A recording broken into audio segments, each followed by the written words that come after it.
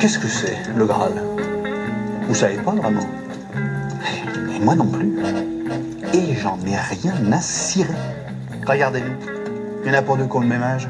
Pas deux qui viennent du même endroit. Des seigneurs, des chevaliers errants, des riches, des pauvres. Mais, à la table ronde, pour la première fois de toute l'histoire du peuple breton, nous cherchons la même chose. Merci, monsieur, c'était très bien. C'était très bien. Vous, c'était bien là-bas. Vous, c'était bien. Ça, c'est comme ci, comme ça. C'était pas mauvais, c'était très mauvais. Voilà, exactement. Alors, reprenons. La table ronde du management. Une production Albus Conseil.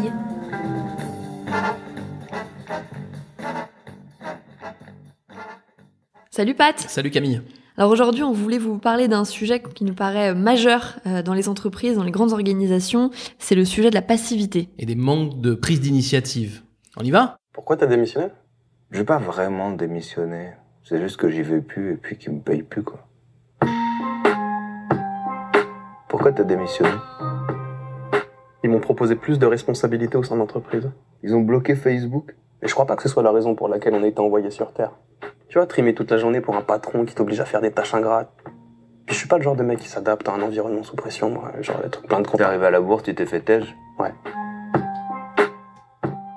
Bon bah là, évidemment, Orelsan et Grinch, c'est de la passivité extrême. Ouais, c'est ça, mais derrière la caricature, il y a quand même une forme de réalité qu'on voit tous les jours. Ouais, on le voit dans l'entreprise. Et même d'ailleurs dans les organisations publiques, c'est le côté très spectateur, subi d'ailleurs en général, hein, c'est pas les gens qui décident forcément, mais les gens ont l'impression que le monde se fait sans eux, que les décisions se font sans eux, et ça génère ce côté spectateur. Mais du coup, toi, tu mets quoi derrière le côté spectateur ? Parce que je pense qu'il y a différents degrés de... Oui, je mets pas le côté complètement inactif. En fait, pour moi, c'est l'absence d'initiative. C'est-à-dire, dès que les gens font ce qu'on leur demande, mais c'est tout. Moi, je trouve qu'on est dans la passivité. Quand on râle un peu, mais sans porter vraiment de projet concurrent, pour moi, c'est de la passivité aussi. Quand on exprime des conditions sans vraiment proposer des solutions qui vont avec, on est autour de la passivité aussi. Oui, enfin en tout cas tout ça se retrouve dans cette idée que c'est une forme de relation aux autres sans proposition. Ouais, alors du coup moi je rebondis juste sur un truc que tu disais quand tu dis ils font ce qu'on leur dit. Mais il y a plein de boîtes aussi qui demandent juste des gens qui font ce qu'on leur dit, qui demandent pas aux gens de faire plus ou de penser plus. Ah oui, il y en a plein. D'ailleurs c'est pour ça que c'est un sujet important, la passivité. Je pense que c'est la majorité des boîtes se contentent et sont assez satisfaites d'un fonctionnement où chacun a son rôle et s'y tient. Et en fait, tenir son rôle, c'est pas que c'est inutile, c'est que ça pose un vrai problème quand il va falloir transformer, quand il va falloir s'adapter, quand il va falloir améliorer. Ça ne va que quand tout va bien, donc ça va rarement. Ouais, c'est vrai que d'ailleurs on le voit quand on accompagne des projets de grande transformation. C'est que d'un coup, les gens se disent, mais les managers se disent, mais je comprends pas, on est en train de changer et ils sont pas dans le truc. Oui. Mais en fait, comme on les a pas habitués à être agiles et à prendre des initiatives, dans un moment d'adversité, effectivement, ça apparaît peut-être de manière plus forte. Ouais, tu sais, c'est le truc mais oui, c'est clair, c'est le truc, en fait, quand tout va bien, on appelle ça, c'est les rôles et responsabilités. Alors, il faut définir les rôles et responsabilités. Mais en fait, les rôles et responsabilités, c'est une façon de figer le système dans des fonctionnements. En réalité, dans le monde dans lequel on vit, qui bouge tout le temps, idéalement, ce qu'on cherche, c'est des gens qui, justement, face à l'imprévu ou face à la nouveauté, vont aller au-delà de leur rôle et de leur responsabilité, vont faire un pas de côté pour proposer quelque chose. Ça peut faire des bêtises. Je dis pas que c'est tout à fait parfait tout le temps, mais en fait, c'est ça qui manque. Et on voit bien quand on discute avec des patrons, c'est que on voit bien qu'ils souffrent. Enfin, ils constatent que c'est très compliqué dès qu'ils veulent changer quelque chose, parce que les gens disent on va être impliqués, et dès qu'on les implique, ils disent non, c'est votre rôle de proposer, quoi. Donc on a un espèce de spirale. Exactement. Et du coup, on arrive dans une forme de confrontation collaborateur-manager qui est rarement fructueuse. Absolument. Confrontation et en général en chien de faïence. C'est-à-dire que Oui, c'est des incompréhensions des deux côtés. Ouais, c'est très compliqué. Alors, pourquoi c'est grave? Moi, alors ça paraît évident de dire c'est pourquoi c'est grave, mais en fait, je crois que c'est encore plus grave que ce qu'on pourrait imaginer, parce que on peut entendre des managers qui disent ah bah oui, mais c'est quand même toujours mieux que d'avoir des opposants. Mais je suis même pas sûr de ça. En fait, moi, je considère que la passivité, c'est vraiment le pire ennemi de l'entreprise, parce que c'est une espèce de spirale où les gens prennent pas d'initiative, donc je leur donne pas de liberté, et je leur donne pas de liberté, donc ils prennent pas d'initiative, et on a des entreprises extrêmement sclérosées. Ouais, et puis l'opposition, comme si elle apparaît en tout cas de manière frontale, du coup tu peux l'aborder de manière frontale. La passivité, c'est plus compliqué parce que c'est plus latent, c'est plus souterrain. Du coup, les solutions sont peut-être plus dures à trouver, à mettre en place, mais on y reviendra tout à l'heure d'ailleurs. Ouais, mais t'as raison. Et le truc, c'est que ça devient pas, enfin, l'opposition, ça permet de mettre les sujets de manière frontale. Et si tu t'y prends bien, et ça, pour le coup, c'est pas très compliqué, quand t'as de l'opposition, tu peux aussi assez facilement faire exprimer des positions, favorables au projet que tu portes en réaction à cette opposition. Et du coup, voilà, la passivité, non, la passivité, c'est le rien, même quand il y a de l'action. Et comment elle naît, du coup, cette passivité? Ouais, on peut se poser la question de la responsabilité. Bah, il y a sûrement un truc un peu sociétal. Alors, j'aime pas trop dire c'était mieux avant, parce que déjà, j'y étais pas. Quand même. Non, j'y étais pas. Mais j'ai quand même l'impression que dans notre monde un peu dérégulé, les gens ne comprennent plus bien comment prendre comment se prennent les décisions, que ce soit au niveau politique ou que ce soit au niveau des entreprises. Et du coup, je reconnais que c'est plus difficile d'être actif quand on comprend plus bien comment le système se fonde. Donc, il y a quand même probablement un effet depuis les années 90-2000, renforcé depuis 2008, qui est un effet sociétal, où c'est difficile. Tu veux dire que c'est difficile de trouver sa place et de proposer des choses? Ouais, et puis pour être en initiative, faut comprendre le système, et je crois que c'est difficile. Le système, il est devenu particulièrement difficile à comprendre depuis 2008. Enfin la crise, elle, au-delà des aspects financiers, elle a quand même écarté les centres de décision. Elle les a éloignés, à la fois parce qu'on s'est endetté à l'extérieur alors qu'on était endetté chez nous, parce que on a monté d'ailleurs des niveaux de dette qui sont particulièrement compliqués, et donc on rendait compte à des gens qui sont plus éloignés.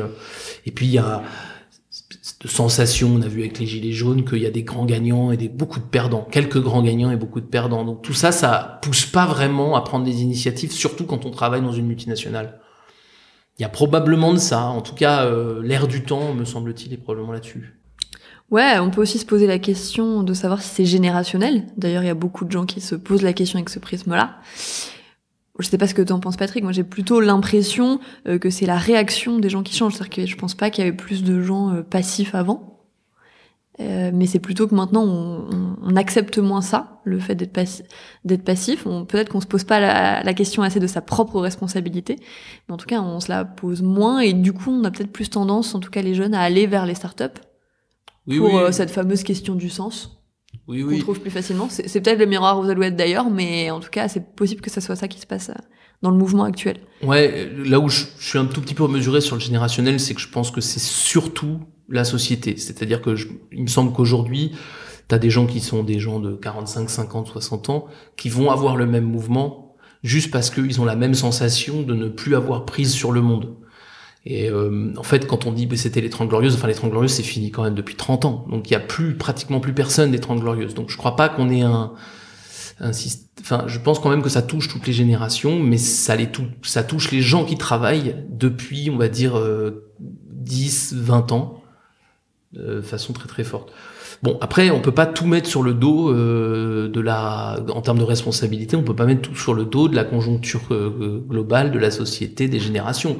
Je pense qu'après, il y a quand même aussi les habitudes qu'on a pris dans les grandes organisations d'un système où, en gros, et qui ont du mal à muter. Ouais. Aussi vite que le monde actuel. Et d'ailleurs, c'est ça, je pense qu'on est dans cette période un peu transitoire où les entreprises remettent en question leur modèle de management, avec plus ou moins de succès, plus ou moins rapidement, et avec plus ou moins aussi d'adhésion de la part des collaborateurs. Mais en tout cas, je pense qu'il y a une tentative, plus parce qu'elles n'ont pas le choix que par vraie conviction, mais peu importe. Et que du coup, ça, c'est aussi en train de faire changer les choses. Oui, mais on lutte contre, et là, c'est quand même des années d'un management assez directif. Donc au rayon des responsabilités, il y a un empilement de décennies d'un management très directif. Alors pourquoi c'est maintenant que ça fonctionne plus ? Moi je pense que c'est la mondialisation, peut-être un petit effet de génération, peut-être tout ça. Mais en tout cas, on a quand même empilé tout ça. Alors tout ça, c'est pas tellement pour dédouaner le manager d'aujourd'hui, c'est-à-dire celui qui organise son équipe aujourd'hui. C'est juste pour expliquer que le manager qui aujourd'hui va se dire bon, allez, j'ai compris qu'il fallait fallait chercher des initiatives. Le pauvre, il va galérer un peu. Et même les meilleurs, ils galèrent quand même pas mal à mettre ça en place. Ouais, c'est sûr. Parce qu'il y a des responsabilités qui vont de plus loin. En revanche, c'est pas parce qu'il y a des responsabilités qui viennent de plus loin, de l'extérieur ou du passé, que on peut exonérer les managers d'aujourd'hui de toute responsabilité. Aujourd'hui aussi, encore, on alimente ce système en continuant à être stressé par les résultats court terme. Oui, et puis des managers qui sont aussi le fruit de la culture d'entreprise dans laquelle ils sont. Et du coup, qui les façonnent. Voilà. Et tout ça pour dire que voilà, on a une responsabilité qui est certainement pas sur la peau des managers qui nous écoutent aujourd'hui et qui managent aujourd'hui. Mais nous, ce qu'on propose, c'est quand même de dire, vous êtes manager, vous êtes en responsabilité d'une équipe, elle est petite, moyenne, grande. Et en tout cas, on va réfléchir maintenant à comment est-ce que vous pouvez faire, comment est-ce que tu peux faire pour enrayer cette spirale. On va commencer par l'enrayer, parce que ça va pas marcher sur un claquement de doigts et en quelques semaines. Hein. Du coup, pour attaquer cette partie solution, on a envie de vous mettre un petit épisode de Kaamelott pour changer. C'est le roi Arthur qui raconte comment il a essayé de mobiliser son équipe et qui revient là-dessus. C'est vraiment à la fin de la série et c'est un passage qu'on aime bien et qui est assez émouvant. Moi, j'ai bâti une forteresse quand même. De quoi? Pour le Graal, j'ai bâti une forteresse, moi. Kaamelott, ça s'appelle. J'ai été chercher des chevaliers dans tout le royaume. En Calédonie, en Carmélide, à Gaune, à Vannes, au Pays de Galles. J'ai fait construire une grande table pour que les chevaliers s'assoient ensemble. Je l'ai voulu ronde pour qu'aucun d'entre eux ne se retrouve assis dans un angle ou en bout de table. C'était compliqué, alors j'ai essayé d'expliquer ce qu'était le Graal pour que tout le monde comprenne. C'était difficile, alors j'ai essayé de rigoler pour que personne ne s'ennuie. J'ai raté, mais je veux pas qu'on dise que j'ai rien foutu. Parce que c'est pas vrai. Bon, je vous rassure, il y a des issues quand même plus gaies que celle-là, mais ce qu'il faut retenir, c'est qu'il faut avant tout essayer. Et du coup, voilà, on va vous donner quelques petits conseils. Ouais, alors solution. Donc d'abord, bon, admettons qu'on ait cette envie-là, nous on va prendre les solutions dans en gros deux parties. On va d'abord partir d'un certain nombre de solutions, sinon philosophiques, en tout cas un peu générales. Ouais, en termes d'état d'esprit. Voilà, d'état d'esprit, ouais, exact. Et puis on finira par quelques outils, des choses très très techniques, peut-être un peu moins stimulants au point de vue intellectuel, mais qui peuvent vous servir au quotidien. Qui peuvent être quick win, comme on dit. Allez, quick win. Donc du coup, ouais, sur les états d'esprit, bon, le premier point, et on a commencé à le dire, ça va pas être facile, et donc le premier mot c'est persévérance. Parce que c'est un projet de moyen long terme. Ouais, c'est rien de le dire. Faut pas oublier. De sortir de la passivité. Ouais, on passe après quelques décennies où c'était pas comme ça, et dans un monde perturbé où quand vous allez dire il faut le faire pour telle et telle raison, en fait vous ne pourrez pas promettre les résultats. Donc c'est compliqué, et cette persévérance, eh ben il va falloir l'avoir à deux niveaux. D'abord au niveau collectif, c'est-à-dire à partir du moment où vous avez décidé que dans votre équipe vous allez chercher à ouvrir le champ à plus d'initiatives, ça va pas marcher tout de suite. Et donc il va falloir le laisser. Je prends un exemple tout bête, vous avez envie d'avoir une réunion bien plus participative de résolution des problèmes. La première risque de pas vous mettre dans un état de morale extrêmement élevé. Mais c'est déjà le cas d'ailleurs, et c'est assez douloureux. Combien de managers nous disent j'ai encore fait une réunion, il y a personne qui répond quand je parle. C'est super dur. Voilà. T'as envie d'abandonner. Oui, c'est clair. Alors après, on verra justement dans les techniques qu'il y a des petites astuces pour améliorer les choses, mais les astuces, elles changent pas le fait qu'on est après des décennies, donc vous allez vous heurter à la méfiance, les gens ils vont pas vraiment vous croire, ils vont penser que vous avez pas le pouvoir, et puis si vous changez, vous êtes remplacé, le chef change, bla bla bla bla bla. Donc la persévérance au niveau collectif, à partir du moment où vous avez décidé de le faire, il va falloir tenir sur quelques semaines. Moi, je pense qu'au bout de quelques semaines, on commence à sentir les choses frémir. D'ailleurs, on a le droit d'utiliser plusieurs tactiques, Bien sûr, pour voir laquelle fonctionne le mieux. Mais en tout cas, quelques semaines d'essai. Ne renoncez pas au premier. À la première difficulté collective. Et puis l'autre volet, c'est du coup le volet individuel. Pareil, je pense que dans le lot des passifs, il y a forcément quelques pépites à aller chercher, ou quelques frémissements en tout cas de volonté de prise d'initiative que vous pouvez percevoir. Et je pense qu'il faut aller les chercher, même si on va dire que vous pouvez vous dire, voilà, j'ai une masse informe là de personnes un peu passives. Il faut aller détecter ça, et ça demande de l'énergie, de la disponibilité. Et persévérance aussi avec et persévérance évidemment aussi. Et notamment parce qu'ils seront pas forcément bons du premier coup. C'est-à-dire la première initiative qu'ils vont prendre, elle existera sûrement. C'est pas forcément difficile d'avoir une initiative, mais elle sera pas forcément bonne. Ouais, il y a ça. Et puis je pense que quand on est dans un état d'esprit passif depuis longtemps, depuis parfois plusieurs années, d'un coup de se faire challenger, par exemple, ça peut être très vertigineux. Pour un challenge qui, nous, en tant que manager, nous paraît assez minime, en fait, vous pouvez générer beaucoup de crainte, beaucoup d'anxiété chez la personne en face. Donc parfois, ça veut dire prendre par la main aussi un peu les individus pour lui faire passer une première étape. Et nous, on a pas mal d'exemples qu'on voit tous les jours où des managers nous avaient dit un tel est vraiment passif, je vois pas trop ce qu'on pourrait lui faire faire. Et puis vous repérez finalement qu'il y a une petite main qui se lève quand on propose une action. Et voilà, en fait, faut lui prendre la main, la lever bien haut et lui dire très bien, t'as envie de faire ça, on va t'aider. Ouais. Moi, je peux parler de mon expérience de manager à ce niveau-là. C'est intéressant parce qu'on essaye, nous, on essaye de manager un peu comme ça.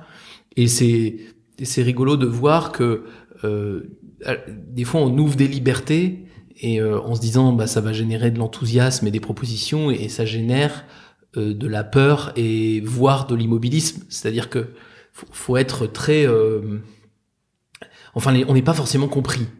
En tout cas, on n'est pas forcément compris du premier coup.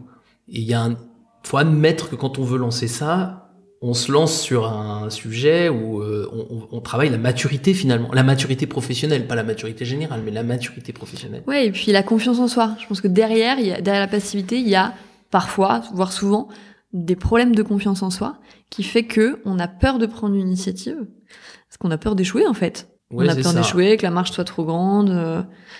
Et donc c'est pour ça qu'en résumé, premier état d'esprit que nous, d'abord on vous dit c'est presque un préalable, ça veut dire courage, Ouais. Mais c'est persévérance, vous avez choisi au niveau collectif de faire ça, vous avez des gens qui vont commencer à faire des choses, il faut faire ça. Et pour nous, il y a un deuxième point dans les états d'esprit qui va vraiment avec ça, qui va avec cette persévérance, c'est ne pas trop compenser. Et compenser, ça veut dire quoi? C'est qu'en fait, les managers qui ont envie de bien faire, dès qu'il y a un truc, par exemple, je sais pas, vous êtes dans une réunion, vous demandez aux gens de participer, il y a un silence, la majorité des managers que je connais, moi, c'est eux qui vont briser le silence. C'est-à-dire, ils vont compenser l'absence d'initiative en reprenant la main. Ou même tout simplement en produisant plus, ou en travaillant plus. Ou en donnant la solution. Ouais, tout à fait. Et ça part d'une super intention, mais alors vraiment on reproduit le système. Et il faut se mordre la langue pour ne pas y aller. Et il y a un conseil qu'on peut donner, c'est de dire en fait si vous êtes mal à l'aise, eux aussi. S'il y a un silence que vous trouvez trop long, eux aussi ils le trouvent trop long. Et vous en êtes pas responsable. Non. Et donc peut-être c'est pas à vous de le briser. Et ça, ce truc-là, c'est très dur à déconstruire parce qu'on a dit le manager, leadership, patron, tout ce qu'on veut. Et leadership, parfois, c'est pas faire à la place des autres. Ouais. Donc, il y a vraiment ne pas trop compenser, c'est vraiment important. Oui, ça, et puis du coup, ça veut dire aussi mettre les gens face à leurs responsabilités. En fait, si vous faites pas, ça veut dire que vous laissez la place à l'autre et que du coup, ils se responsabilisent un peu plus. C'est parce que vous êtes manager que vous avez tout à faire. Exactement. Et ça, c'est facile à dire nous derrière notre micro là, mais pour le pratiquer, moi, je sais que c'était une des choses les plus difficiles que de laisser quelque chose mal se passer pour que les gens prennent leurs responsabilités et ne pas compenser à chaque fois. Ouais, parce que je pense qu'effectivement on a tous un instinct de protection parfois, qui nous pousse à faire ça. Et d'ailleurs, ce qui est fou avec ce qu'on vient de dire là, c'est que quand on voit qu'une personne commence timidement parfois à sortir de la passivité, qu'elle fait une première action qui s'annonce être un succès, elle a envie d'en faire une deuxième, une troisième, une quatrième, et parfois vous vous rendez pas compte, en quelques mois vous avez gagné un vrai allié, quelqu'un qui a une vraie énergie, et une énergie qui était là, qui sommeillait, et en fait qui demandait que à être réveillée. Et ça, c'est du coup assez magique. Ouais. Et donc pour ça, il faut pas y aller, quoi. Et le dernier conseil qu'on peut vous donner, c'est de laisser de la place à l'antagonisme. C'est-à-dire qu'à partir du moment où vous êtes dans cette démarche-là, il faut aussi que vous acceptiez d'être challengé. Alors que si vous demandez aux gens de sortir la passivité, mais que dès qu'ils vous disent quelque chose, vous le prenez mal, vous vous sentez remis en question, ça vient, je sais pas, chatouiller votre crédibilité de manager ou autre, ça peut pas marcher. Voilà, alors bien évidemment, là encore, on s'attaque à des choses qui sont émotionnellement vachement dures, mais faut partir du principe que si vous voulez que les gens prennent des initiatives, ils vont devoir passer par le questionnement. Alors, évidemment, on adorerait que le questionnement soit super constructif du premier coup, qu'ils disent « Ouais, chef, c'est vachement intéressant ce que tu nous proposes, mais bon, je pense qu'on peut... » Bon, en vrai... on n'a pas toujours ces formes-là qui sont mises. Non, en vrai, le mec, il gueule avant, il le fait pas forcément bien, etc. Mais je crois que ne nous laissons pas duper par la forme et le volume d'émotions qu'il y a derrière. En fait, probablement que pour aller à l'initiative, il faut d'abord critiquer. Et donc, laissons la place à ça, laissons la réaction, laissons-la s'exprimer avec un peu de virulence s'il faut, tant qu'elle est pas... Ouais, bien sûr, autant qu'elle elle reste respectueuse. Mais nous, on en voit des managers qui nous disent après une présentation, on va leur dire, nous, pardon, ça s'est super bien passé, mais non, mais pas du tout, ils ont fait que critiquer, mais c'est génial. Avant, ils parlaient pas, maintenant, ils critiquent. Bah, super, on a franchi un cap, quoi. Ouais, le chemin vers l'initiative, il passe par le courage. Et en fait, quand on n'ose pas dire ce qui va pas, on va pas non plus on va pas non plus prendre des initiatives. Les deux, prendre des initiatives ou critiquer, ça demande du courage. Donc critiquer. Ouais, complètement. Et recevoir la critique aussi. Donc moi, si je veux prendre l'initiative, je vais tester ton courage, je vais tester le mien et le tien en faisant une critique. Si j'ai le courage de faire une critique et que t'as le courage de l'accueillir. Et je pense que là, c'est tout gagné parce que. Voilà, il y a une chance. Tu peux aussi changer ton image ou en tout cas montrer que, bah ouais, en fait, tu l'acceptes et que du coup, ça va être un encouragement, en fait, pour le reste de l'équipe. Mais bon. C'est tout gagné, mais c'est un peu flippant. Et c'est d'ailleurs un des choses que moi je trouve assez agréable, c'est d'avoir des pairs ou des complices ou des managers dans d'autres équipes qui essayent de faire un peu la même chose pour pouvoir un peu débriefer. Le truc, c'est qu'on est un peu seul dans ces opérations-là, ou alors c'est pas mal d'être en duo. Et nous, on a un exemple d'une duo de deux jeunes femmes qui essayent de faire ça dans un univers très compliqué. Et c'est très dur. C'est très très dur, hein, elles ont une grève, etc. Mais bon, elles se soutiennent entre elles se rassurent, elles se débriefent. Donc c'est assez utile d'avoir ce regard, ce feedback, ce regard extérieur plutôt bienveillant pour faire ça, parce que c'est quand même compliqué de laisser de la place. Ouais, tout à fait. Voilà, je pense que c'est ce qu'on peut dire d'essentiel sur les états d'esprit. Semble-t-il, la responsabilité, le pas compenser, la persévérance et puis la place à l'antagonisme. Ça, c'est vraiment essentiel. Maintenant, une fois qu'on a dit ça, les états d'esprit, c'est très très dur émotionnellement. Alors, on peut s'aider avec des petits outils. Il y en a évidemment des milliers. Nous, on en a retenu 4. Allez, je vais commencer. Le premier, moi. Vas-y, Patrick. Allez, merci Camille. Le premier, moi, que je dis souvent, très simple, c'est de poser des questions précises. C'est-à-dire que souvent, on va vers les gens et on leur demande qu'en pensez-vous, quelles sont vos réactions, est-ce que vous avez des propositions, quelles sont les solutions que vous proposez. Bon, ça c'est des questions ultra dures pour des gens qui ne sont pas éduqués à ce système. En revanche, vous allez poser une question, comment est-ce qu'on peut améliorer le temps de réponse de la qualité, comment est-ce qu'on peut améliorer la coordination entre le service 1 et le service 2. Ça, c'est des questions qui sont plus simples. Plus précises. Ou des questions même presque d'expertise parfois qui vont réveiller les gens, parce que finalement c'est les gens qui sont sur le terrain, ceux qui font, qui savent. Donc aller chercher ça va permettre aux gens de se dire voilà, là en fait il y a que moi qui ai la réponse. je parle. Exactement. Enfin, tu te sens concerné en fait. C'est pas quelque chose de vague, de trop visionnaire. Voilà, c'est quelque chose de concret qui appartient à ton quotidien. Et plus ça va, plus moi je me rends compte que en fait, pendant des années, on n'a pas cultivé l'initiative, mais souvent on a cultivé l'amour du métier dans beaucoup d'entreprises. Et en fait, l'initiative, on peut la faire repartir de ça. Donc, poser des questions précises, poser des questions d'expertise, c'est effectivement demander de l'initiative, mais au moins c'est sur un domaine que les gens aiment bien. Et où effectivement, comme tu dis, ils se sentent légitimes, ils se sentent fondés à raconter quelque chose. Donc, c'est une bonne stratégie. Donc, n'allons pas en plus leur demander de faire ça sur des sujets complètement nouveaux. Puis encore une fois, il suffit parfois d'avoir pris la parole une fois en réunion, d'avoir eu l'impression, ou même d'ailleurs que ce soit le cas, que les gens ont trouvé ça bien, notre intervention, ça nous relance, la machine, qui fait qu'en fait, après, on se sent capable d'intervenir sur d'autres sujets. Alors, les questions précises, moi, c'est vraiment un truc que je trouve qui marche très très bien. Et d'ailleurs, pour aider, j'ai encore en tête une autre expérience qu'on est en train de mener. Non seulement je vous invite à faire des questions précises, mais en plus, posez-en plusieurs. C'est-à-dire que tu vas poser directement 3 ou 4 questions sur des sujets un peu différents, autour de l'expertise métier, autour je ne sais quoi, une thématique, la qualité, ce que vous voulez.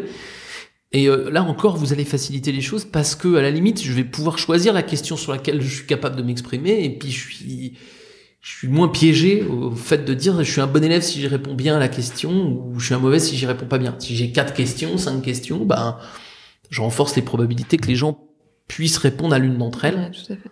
Tu vois, donc je trouve qu'avoir cette espèce de panel, c'est un bon premier, une très bonne première étape, plutôt que de dire bon alors les gars, comment on peut améliorer les choses à partir de maintenant, on va le faire tous ensemble. Oui, enfin non, ça marche pas ça. Enfin ça marche pas, c'est trop culturellement éloigné. Ça paraît évident, mais c'est trop dur. C'est trop dur. Du coup, la deuxième technique, j'enchaîne, c'est de demander aux gens d'intervenir en amont, c'est-à-dire faire du off le plus possible. Ça peut être les préparer au fait que vous allez poser des questions un peu sur leur terrain de jeu habituel.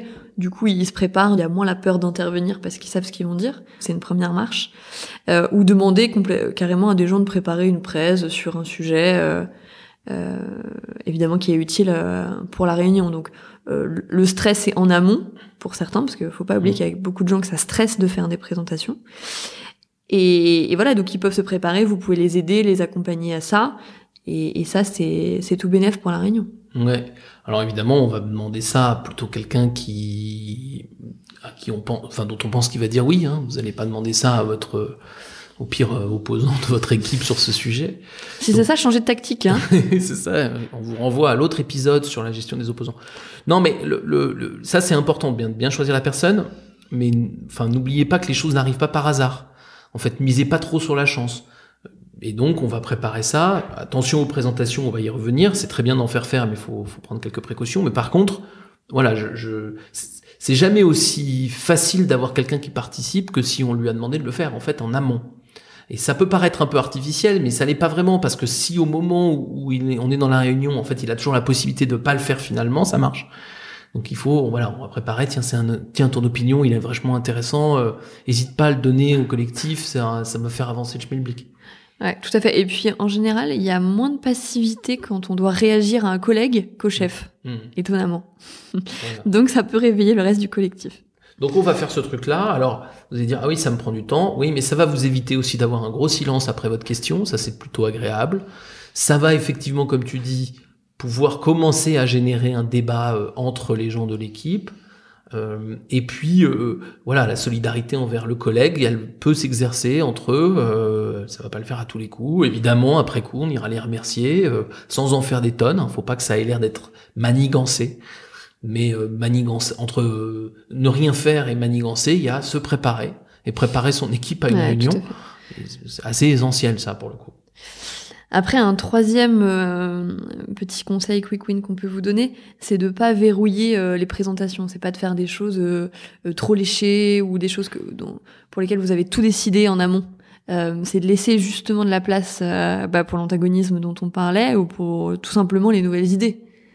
Moi, j'ai pris conscience de ça. Tu sais, c'est pas en management dans les entreprises. J'ai pris conscience de ça dans un exemple qui m'avait frappé. C'était dans le cadre, tu sais, de projets d'infrastructure. Donc, on avait un client qui voulait installer des centrales électriques. C'était pas ça, mais c'est pour que vous compreniez, c'est la même chose. Et en fait, ayant peur de l'opposition des riverains, ils préparaient, pour installer leur centrale, des PowerPoint où toutes les questions possibles, imaginables étaient préparées d'avance. Et ça part d'un super bon sentiment. Bien sûr. C'est-à-dire qu'en fait, ils se disent, je vais, peut-être qu'ils se posent la question de la hauteur de la centrale, du bruit qu'elle fait, de ce qu'elle rejette, de la distance où elle va être installée, et ils répondaient à tout ça.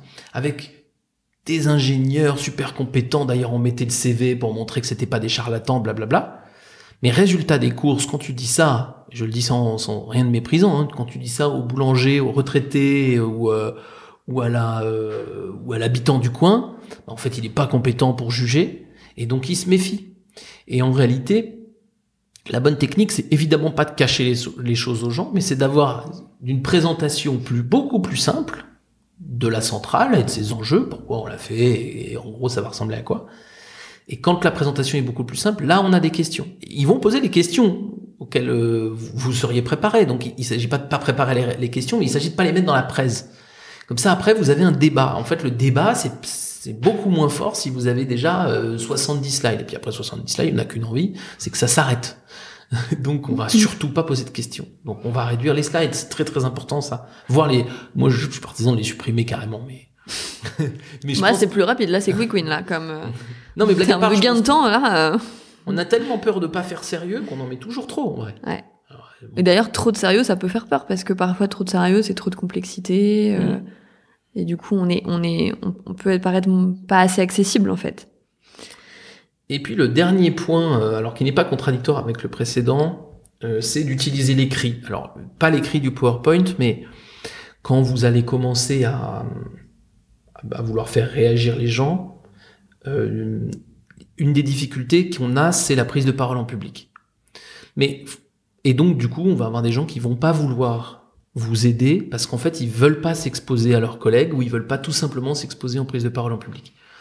Et ça, c'est vraiment trop bête parce que votre but dans la vie, c'est pas d'avoir 100% d'orateurs. Votre but dans la vie, c'est d'avoir des initiatives. Et il y a plein de gens qui sont pas orateurs, qui le seront jamais, et vous en avez pas besoin.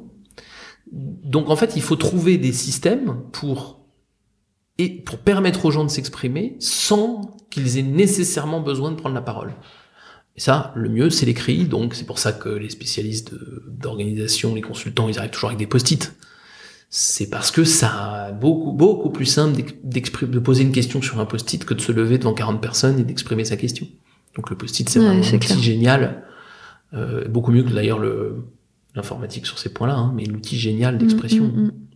Parce que c'est rare, pour le coup, les personnes qui n'ont pas envie d'écrire sur un post-it. Ouais, enfin, ou qui refusent de le faire. Je veux dire, en fait, quand on donne un post-it, d'un coup, on se dit, bon, moi, je vais écrire dessus. Ou alors, disons que, je sais pas si c'est rare, mais en tout cas, ça inverse les proportions. Si vous avez 50 personnes en face de vous, à l'oral, je pense qu'il y en a 2 qui sont capables de prendre la parole devant 50, qui ont envie, et qui ont envie de le faire. À l'écrit, il y en a peut-être 2 qui vont pas écrire. La proportion est quand même bien meilleure. Et après, il y a toutes les déclinaisons de l'écrit. Nous, on utilise beaucoup les votes avec des gommettes ou avec des croix sur un tableau. Mais pourquoi on fait ça? Mais c'est parce que c'est beaucoup plus simple de se lever et d'aller coller une gommette sur l'idée qui me va que de lever la main et de dire moi je suis d'accord avec cette idée, bravo chef. Donc surtout en France où on n'aime pas trop passer pour le bon élève. Donc vraiment tout ce qui est l'écrit, le physique, tout ça, ça va vraiment aider l'expression à se faire sans violence.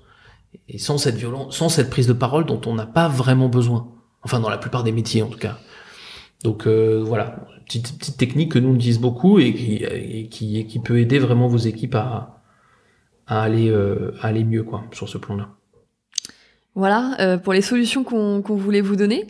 Et puis, voilà, nous, ce qu'on voulait vous dire, c'est que les managers qui s'attaquent à ce problème de la passivité, en général, en sortent plutôt contents, plutôt épanouis. Et en général, ça, c'est un bon souvenir. C'est un souvenir qui reste parce que on aide quand même des gens à découvrir leur potentiel et